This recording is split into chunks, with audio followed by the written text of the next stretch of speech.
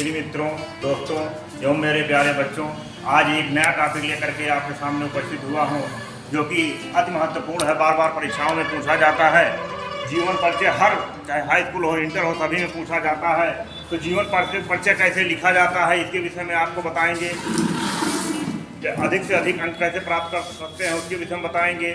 तो आज हम लेकर के आए हैं कबीरदास का जीवन परिचय कैसे लिखा जाता है, जीवन परिचय, साहित्यिक परिचय। इसके विषय में सुनिए। इसके पहले चैनल को लाइक कीजिए, सब्सक्राइब कीजिए और ज़्यादा से ज़्यादा शेयर कीजिए, जिससे कि सभी बच्चे अधिक से अधिक अंक प्राप्त कर सकें। देखिए, पिछले 8 वर्षों से हम बोर्ड का मूल्यांकन कर रहे हैं।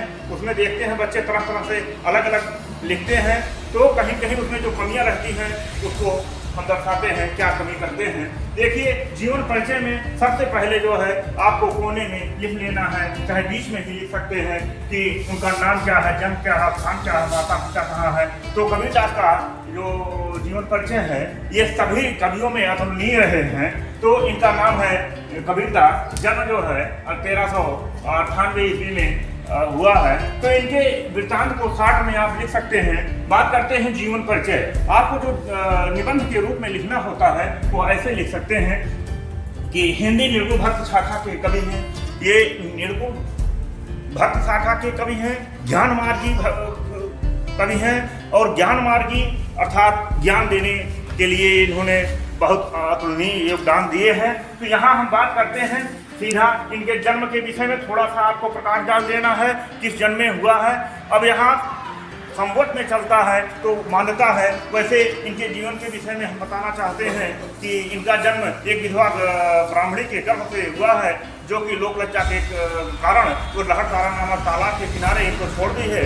और उस तालाब के पास नीरू और नीमा नामक 2 जुलाहे इनको पाए और उनका पालन पोषण सही तरीके से करने लगे।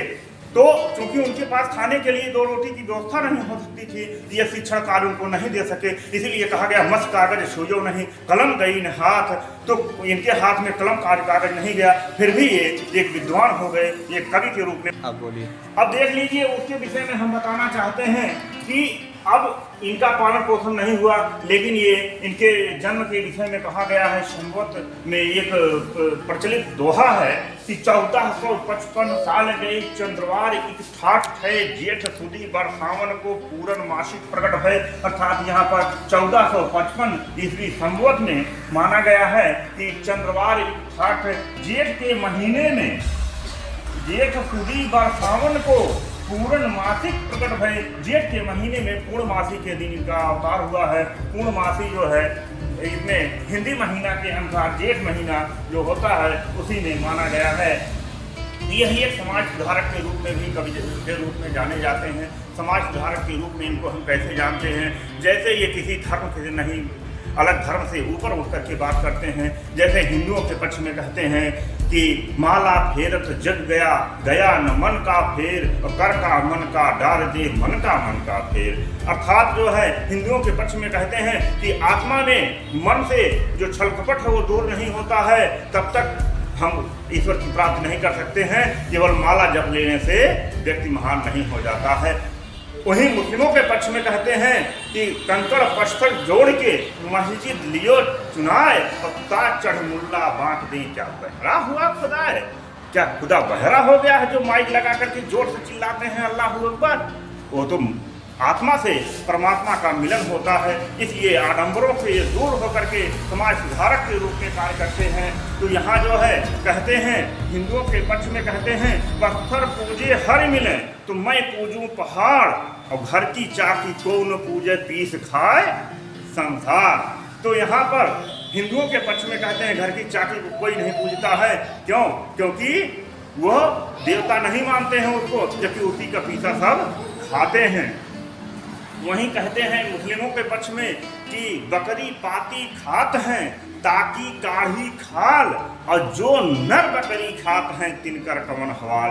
तो यहाँ पर जो है दोनों पक्षों में लताड़ लगाते हैं, क्योंकि ना ये हिंदू के हैं ना मुस्लिम के हैं। ये ज्ञान की भक्त सागर को बहाना चाहते हैं। इसीलिए वहाँ पर बता रहे हैं कि समाज सुधारक के रूप में कैसे समाज को हम सुधार सकते हैं, इसके विषय में बहुत प्रचलित दोहे हैं। आप लोग किताबों के माध्यम से पढ़िएगा, लेकिन जब जीवन परिचय लिखेंगे तो उसमें 2-3 दोहा जरूर डाल दीजिएगा, क्योंकि वही प्रभाव डालता है। लिखिए कम लेकिन दोहा डाल दीजिए, अंक अधिक मिल जाता है। बात करते हैं उनके मृत्यु के विषय में।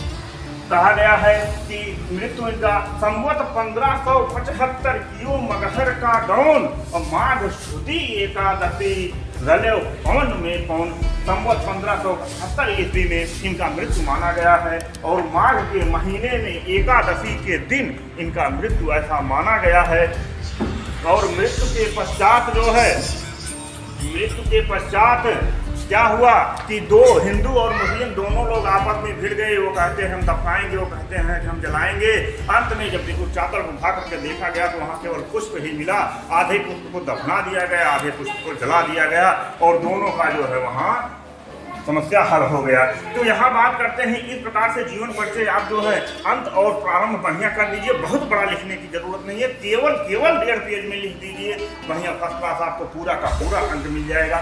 उसमें एक चीज और लिखा रहता है, साहित्यिक परिचय भी आप लिख सकते हैं। साहित्य में योगदान उनका क्या रहा। साहित्यिक परिचय का अर्थ ये होता है कि साहित्य में उनका क्या योगदान रहा। साहित्य में योगदान के विषय में अगर हम आपको बताएं तो उनका योगदान बहुत महत्वपूर्ण रहा। समाज सुधारक के रूप में, एक अच्छे कवि के रूप में, ज्ञान के भंडार के रूप में हम उनको याद करते रहते हैं, अर्थात असुलनीय जो है इनका योगदान रहा है। बात करते हैं एक उसमें प्रश्न जब आता है कि किसी एक कवि का जीवन परिचय लिखिए और उसमें जो है पूछ लेते हैं उनकी एक रचना का नाम लिखिए, तो यहाँ कृतियाँ या रचनाएं आप लिख सकते हैं। एक रचना लिख देंगे तब भी उतना नंबर मिल जाएगा और कई रचना लिखेंगे तब भी उतना नंबर मिलेगा। तो कबीरदास का रचना जो है बीजक है, इसके 3 भाग किए गए हैं। साथी शबद रमैनी 3 पार्टों में इसे बांटा गया है। तो इस प्रकार से हम यहाँ पर इनके जीवन परिचय के विषय में साहित्यिक परिचय पर प्रकाश डालते हुए केवल हम रचनाओं को लिख देते हैं तो पूरा का पूरा अंक हमको मिल जाता है। आपको हम बताना चाहते हैं कि देखिए जब बोर्ड की परीक्षाओं में जब कापियाँ चेक होती हैं तो वहाँ एक लेटर ऐसे जारी होता है कि किस प्रकार से वहाँ पर हमको प्रश्न पर अंक देने हैं। तो उसको हम आपको दिखाना चाहते हैं कि देखिए वहाँ स्वयं निर्धारित कर लिया जाता है किसी एक कवि का जो है जीवन परिचय लिखने के लिए किस प्रकार से लिखते हैं। तो देखिए बोर्ड का लेटर है, यहाँ से ऐसे बताया जाता है उसमें कैसे कैसे लिखना है। तो उनके जीवन के विषय में एक रचना लिखना है तो इस प्रकार से जीवन का वृत्तांत उनके लिख दिया जाता है। बहुत बड़े में नहीं लिखना होता है, क्योंकि प्रश्न केवल 5 अंक का होता है तो 3 हम 2 बराबर 5, 2 अंक केवल रचना पर हो जाता है, 3 अंक तो जीवन परिचय उनके विषय में लिखते हैं तो हो जाता है। तो इस प्रकार से आसानी से अधिक अंक आप प्राप्त कर सकते हैं। केवल सटीक लिखना है, कम लिखना है, लेकिन जो लिखना है तो व्यवस्थित लिखना है तो आपको अधिक अंक प्राप्त हो सकते हैं। तो ऐसे हम अलग अलग रचनाओं को आपको देते रहेंगे। बराबर वीडियो को देखते रहिए, शेयर करते रहिए, सब्सक्राइब कर लीजिए। अगले वीडियो में आपको नए चैप्टर के साथ मिलेंगे, तब तक के लिए धन्यवाद।